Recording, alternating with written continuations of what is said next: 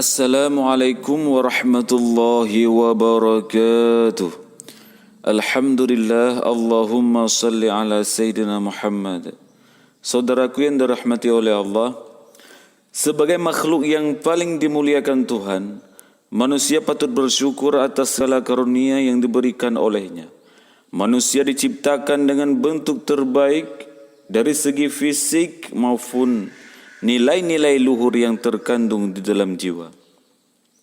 Manusia bahkan bisa lebih mulia daripada para malaikat jika dapat memaksimalkan karunia akal dan mengendalikan nafsunya. Namun juga dapat lebih rendah daripada binatang jika hawa nafsunya dibiarkan liar tidak terkendali. Salah satu bentuk kasih sayang Tuhan kepada manusia adalah memberinya peringatan agar berhati-hati menghadapi tipu daya iblis. Sesungguhnya iblis muncul di segala sudut kehidupan manusia. Ia menyusup melalui setiap sel darah manusia, mengelabui setiap informasi yang dikirim oleh panca indera ke otak lalu ke hati, yang merupakan benteng pertahanan terakhir. Allah secara terang-terangan menyebut bahwa iblis adalah musuh yang nyata bagi manusia. Dalam surah Yasin ditegaskan, Alam a'hadi ilaikum ya bani Adam alla ta'budu syaitana innahu lakum aduwwum mubin. Bukankah aku telah memerintahkan kepadamu hai bani Adam supaya kamu tidak menyembah syaitan? Sesungguhnya syaitan itu adalah musuh yang nyata bagi kamu. Quran surat Yasin ayat 60. Iblis sangat membenci kepada anak cucu Adam karena dendam kesumat yang melandanya. Jauh sebelum diciptakannya Nabi Adam, iblis adalah pribadi yang tekun beribadah, bahkan ibadahnya melampaui para malaikat. Iri hati dan kesombongan yang membuat iblis menjadi makhluk Tuhan yang terkutuk. Iblis disuruh Tuhan sujud kepada Adam, tapi ia menolaknya. Di saat yang bersamaan para malaikat dengan penuh kerendahan hati melaksanakan perintah sujud tersebut. Iblis merasa lebih mulia daripada Adam karena ia diciptakan dari api sedangkan Adam hanya dari tanah. Karena arogansi dan pembangkangannya itulah iblis diusir dari surga. Ia mendapat laknat dari Tuhan selama-lamanya hingga hari kiamat. Mulai saat itulah iblis secara terang-terangan menyatakan permusuhannya kepada Adam dan anak cucunya. Bahkan menurut sebahagian ulama, kebencian iblis kepada anak cucu Adam jauh lebih besar daripada kepada Nabi Adam sendiri. Pertimbangannya karena iblis diciptakan dari api, anak cucu Adam dari air, sementara Adam dari tanah liat. Sisi kontradiksi api dengan air lebih besar daripada dengan tanah liat. Iblis benar-benar menjadi musuh besar bagi manusia. Berikut tersebut dalam kitab karangan Syekh Al-Fakhri Ar-Razi Mafatih Al-Ghaib. Iblis mengancam manusia dengan 7 ancaman. 4 di antaranya ada di surah An-Nisa sebagai berikut. Bismillahirrahmanirrahim. Wala udillannahum wala umanniyannahum wala amurannahum falyubattikunna adhanal an'am wala amurannahum falyughayyirunna khalqallah wa man yattakhidhish syaitana waliya min dunillah faqad khasiya khusranan mubina.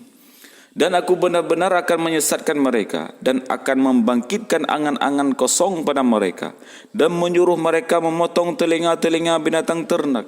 Lalu mereka benar-benar memotongnya dan akan aku suruh mereka mengubah ciptaan Allah lalu benar-benar mereka mengubahnya. Barang siapa menjadikan syaitan menjadi pelindung selain Allah, maka sesungguhnya ia menderita kerugian yang nyata. Dan dalam surah Al-A'raf disebutkan, Qala fabima aghwaytani la'aqudanna lahum siratakal mustaqim ثم لآتينهم من بين أيديهم ومن خلفهم وعن أيمانهم وعن شمائلهم ولا تجد أكثرهم شاكرين. Iblis berkata, karena engkau telah menghukum saya tersesat, saya benar-benar akan menghalang-halangi mereka dari jalan engkau yang lurus. Kemudian saya akan mendatangi mereka dari muka dan dari belakang mereka, dari kanan dan dari kiri mereka, dan engkau tidak akan mendapati kebanyakan mereka bersyukur. Kemudian keturunan dan prajurit iblis berikut tugas-tugasnya.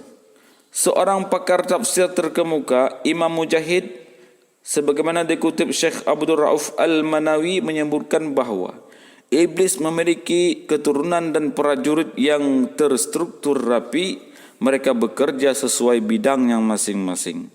Yang pertama adalah asyabru. Asyabru, makhluk satu ini selalu berurusan dengan segala bentuk cobaan yang menimpa manusia. Setiap kali manusia mendapatkan cobaan, akan dibuatnya galau dan tidak sabar menerimanya. Segala ekspresi berlebih dikala mengalami musibah, seperti menangis histeris, depresi, mengamuk, dan tradisi jahiliyah lainnya, berhubungan dengan pengaruh asyabru. Yang kedua, al-a'war.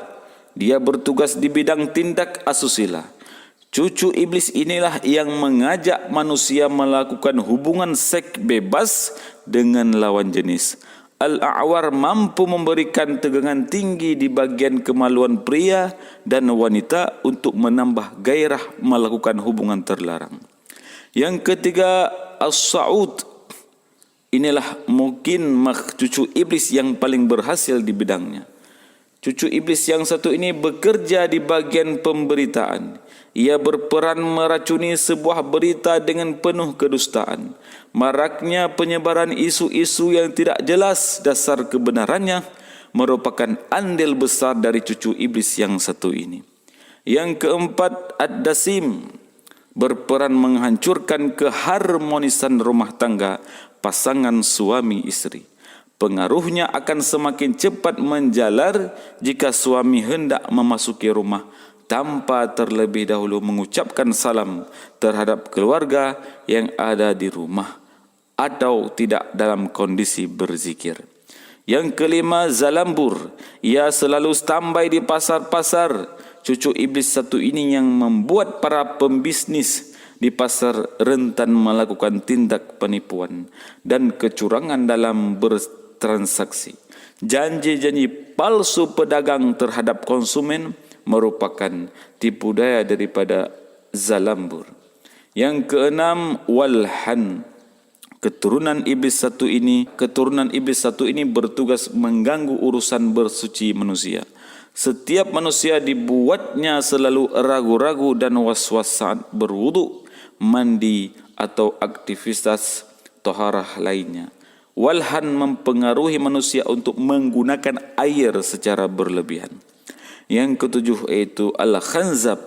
Anak iblis satu ini secara khusus mengganggu salatnya manusia. Anak cucu Adam dibuatnya malas salat, melanggar etika salat, melakukan hal-hal yang dapat membatalkan salat, tidak khusyuk saat salat dan lain-lain sebagainya.